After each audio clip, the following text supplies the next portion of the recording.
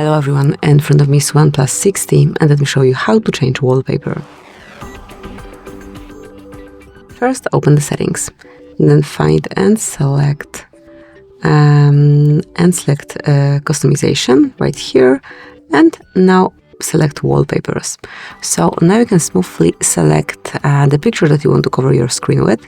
You can select one from your own photos, one from Canvas, or OnePlus default pictures. Just tap once to see how it looks on your home screen. If you want to apply something on your lock screen, just slide it here, and now you can select lock screen cover as well.